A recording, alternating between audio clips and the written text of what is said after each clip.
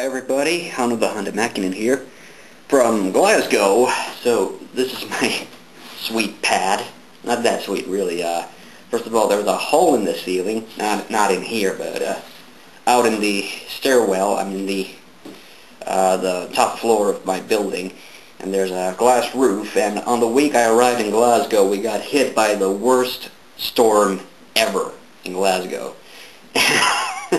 And it broke one of the windows up there, and for the next couple of days it was raining indoors, so that was a great start. Other than that, it's been okay right now. There's no hot water,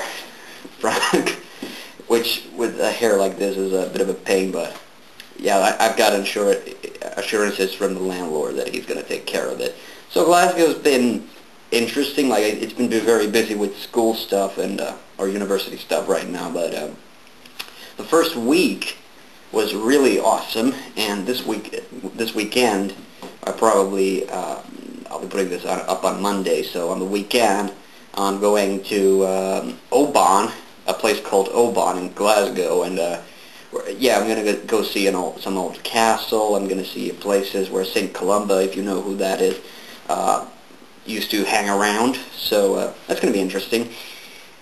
Really, I didn't want to make this video about my first few weeks in Scotland because there's already a post out that on my blog. I'm going to put it in the video description so everybody can read that if you're interested. But I am going to share you my favorite picture from my first week in Glasgow. Here it is. I hope nobody hates me for that, but anyway, what I wanted to make this video about is actually one thing that I've been doing a lot since I got into Glasgow. You might be surprised, I've been playing a lot of video games. Like I told you in my post that I uploaded some emulators on my laptop, the new laptop that I got for Christmas, which was pretty awesome.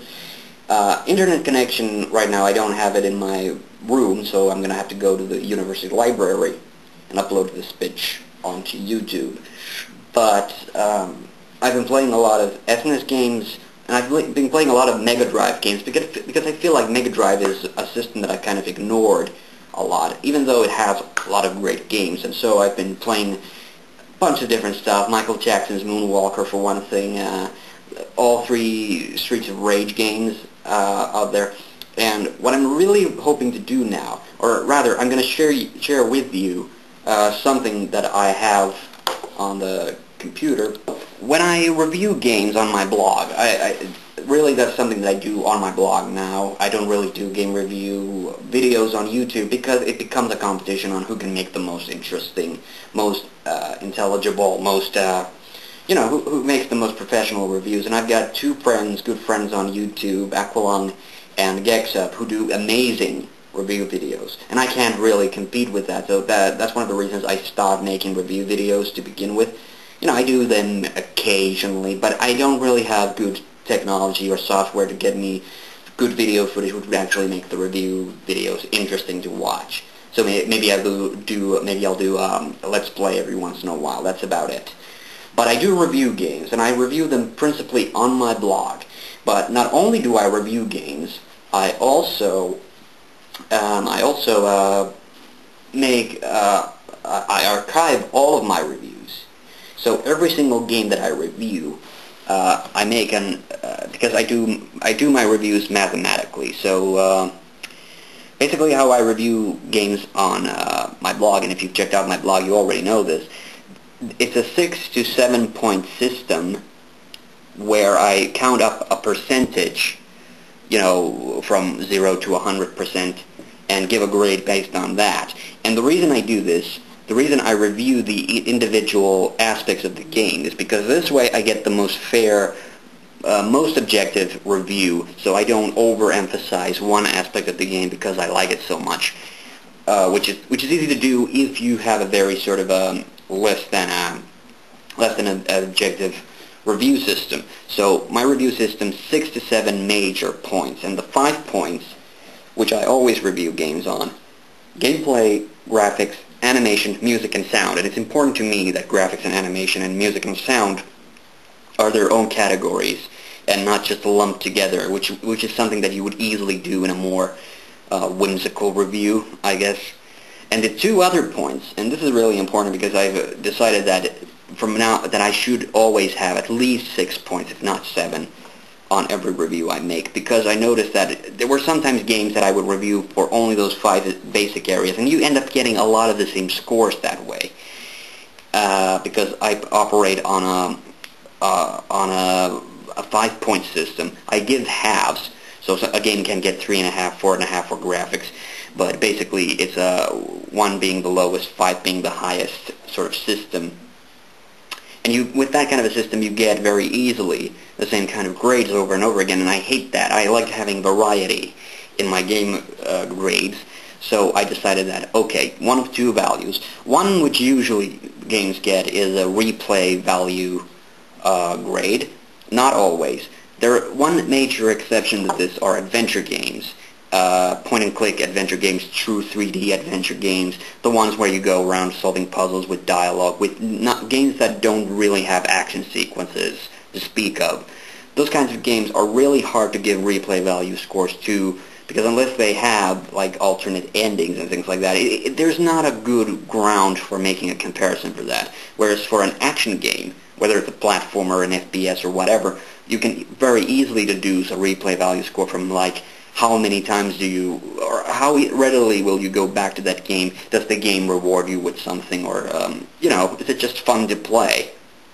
Whereas adventure games, well, fun to play, okay, that's a good way to go about it. And some adventure games do give extras, but the classic ones, the old ones, of course, were born in a different era. They don't. So it's not a fair comparison if we were looking at a genre as a whole. And you have to know where to draw the line there. So replay value, though, however, is critical for, say, sports games and action games and platformers, because the 7th grade, the other grade that I give games frequently is a score for their plot. So games that have storylines, and that in itself is difficult to grade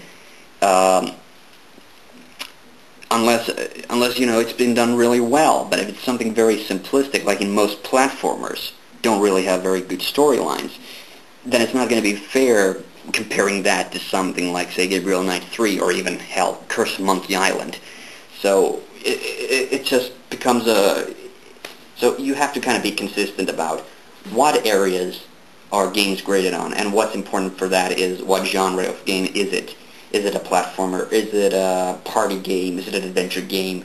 Is it a puzzle game? It's something that I didn't really, for a while I refused to review puzzle games because I felt, well, how the hell are you going to evaluate the replay value on a puzzle game? But I decided, but very recently I came to the realization, okay, puzzle games are a legitimately expansive, large gaming genre. I should include them. And reviewing for me is serious business, and you can see it from here. Here is my archive on Excel on all the games that I've reviewed, that I've given mathematical reviews on my blog, both my old blog and the current one I have. And not only this is the list of games that you see right here, is the games organized by their grade. It's partially finished. If you can make out the text, you can tell it's finished. But I'll get into what these are in a minute. Here we have the games in alphabetical order. So from 1080 Snowboarding, which is the top one there, to A Boy and His Blob. At the bottom, Zelda Wand of Gamelon, Yoshi's Story World Heroes. The other Zelda games, by the way, they're over here. The Legend of Zelda, so on and so forth. Next to that are all the games by system. So if I'm looking for a specific system, here you can see arcade, CDI, Commodore 64, Game Boy, and at the very bottom there's a big section of Wii games right here, and then Xbox 360 all the way down, basically. Well, here's Xbox/Xbox 360, and that's for Psychonauts. And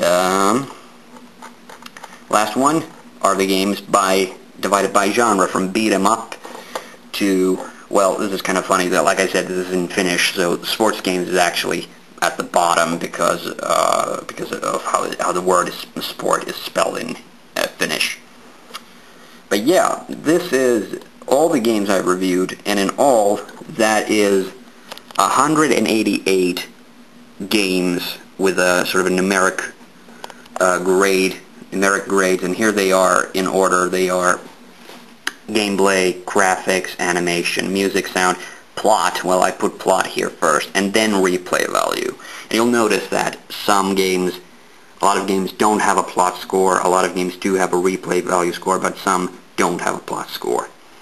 Here, I have a list of games that I'm currently planning on reviewing, and I'm planning on reviewing those games because I have decided that I want to get to 200 reviews while I'm in Scotland. Now there's two ways you can go about that. You can either, you have to play those games, those remaining games, how many of them are, through, or you could pick a lot of easy games like puzzle games or, games like a lot of fighting games. There's the games that don't have attainable goals or things like that. You could get those missing 10 plus games that I am missing very easily, but I've decided not to do that. I actually want to beat some of these games, and the games that I want to beat in order to review them, first of all, for the Mega Drive or Genesis if you're American, Mickey and the Castle of Illusions. This is a game I recently rediscovered. It's a game I used to play on my cousin's Mega Drive before they gave it away. It's a really fun platformer. I highly recommend it, by the way. And probably my favorite game with Mickey Mouse in it. Michael Jackson's Moonwalker, I already mentioned that. Okay, Streets of Rage 1 through 3. Mega Man 64. So this is the port of Mega Man Legends on the Nintendo 64. I downloaded that. I have the ROM. I haven't started playing it yet, but I do intend on finishing it. Decap Attack. That's another really fun platformer for the Sega Mega Drive, and I actually discovered it while playing this at an airport. So this is the mini Mega Drive that I got as a Christmas present, and Decap Attack was on there. And I did not know what it was like, but it's a really fun game, and I also recommend that one. Castlevania Bloodlines. I started playing that. I've only finished the first level, but it actually seems very fun. It might possibly be in my top 5 favorite Castlevania games list. Mortal Kombat Anthology Sub-Zero. I haven't actually tested it out, the ROM. It might be that the ROM doesn't work. I had that experience with Resident Evil 2 for the Nintendo 64, and I tried to get a Sega Saturn emulator working, and it didn't. So I hope that I'll get Mortal Kombat Mythology Sub-Zero running, because I do actually want to play that game. I'm very curious to see what it's like. Mortal Kombat 4, I played a little bit of that, also on the N64, but I have to get the button layout to really better. It's kind of, well, anybody who's played fighting games on a PC knows that it's really, really difficult, especially on a laptop. I noticed that my fingers tend to slide over the wrong buttons very easily. Mischief Makers, another N64 game that I've been dying to play, and I'm pissed as hell that it's not on the Virtual Console. But I really want. But I started playing it. I finished the first level, and it looks interesting. I want to finish it. And originally I had Final Fight, but I made a little change. I'm not sure if you can make that out. Final Fight, I added the word mighty. So, Mighty Final Fight. Actually, no, you know what? I reviewed that already. Because I did get Final Fight for the Super Nintendo, but then I realized, oh crap, it's the censored version. Like, one of the guys' names is changed, and Rose is not in that. Instead they had this guy in a top. It looks really creepy. So I decided, hell, Mighty Final Fight, easily, in my view, better than Final Fight for the Super Nintendo. Unfortunately, there's no Mega Drive version. I would bet that the Mega Drive version wouldn't have had the censorship issue. And I do want to play a genuine version of Final Fight at some point. I had played it a really long time ago on a friend's Amiga computer, but whatever. And the final list here, worth mentioning, DuckTales for the NES. So I'm trying to beat DuckTales for the NES. Sounds kind of funny, sounds weird, like you think DuckTales, not a big deal, but oh god, that game's actually pretty hard. Well, it's Capcom, but still, it's surprisingly difficult. The Amazon level keeps kicking my ass. I'm stuck on the Amazon level. I've gotten to the boss, but I still keep getting my ass handed to me, mainly because of the fucking bees. Planning on putting something on my blog about the top games and the bottom games on this one, because I have done that before. But what happened recently was I had to revise a lot of these scores. I realized that some of them were not very consistent, and I also mathed up the the lists. So previously all of these grades, these percentages, were put in by hand. I didn't have a problem with that, but now I realized it was just much quicker to put the mathematical formula. I mean, hell, it's Excel, why not? And it would do the math for me. The thing is, it changed a lot of the grades, and now that older blog that I have about some of these grades is no longer relevant, or, well, it's relevant, but it's not accurate. So some of these grades have changed. Some of these grades have changed before, and they always change according to what I'm grading them on. And also, you want to check out my blog. I put some Mega Man reviews up there, and I will be putting more stuff on my blog now, rather than YouTube, mainly because it's easier for me to just go and write stuff on my blog rather than getting in front of a camera, and because I don't have a microphone or anything like that. It's kind of difficult because I can't record my voice. But anyway, I hope you found this interesting, and I hope to bring something even more interesting than just my review stuff. But I wanted to give you a look on that because, you know, video games, they are important to me. I do enjoy reviewing them, and I think it's very important. And I'm also writing some stuff. I have, for the past couple of months, I've been planning about or thinking about writing a book on video games. I'm not sure if that project is ever going to become reality. I'm kind of more tempted to go to focus on creative writing, but for whatever reason, you know, it's something that's been in my head. Like, I don't think there's enough great books on video games, honestly. So I think maybe I should contribute to that. I don't know. But I hope you found this interesting, and I hope to bring you more interesting video updates from Glasgow as things go on. And yeah, I hope you enjoyed this. See you on the next one.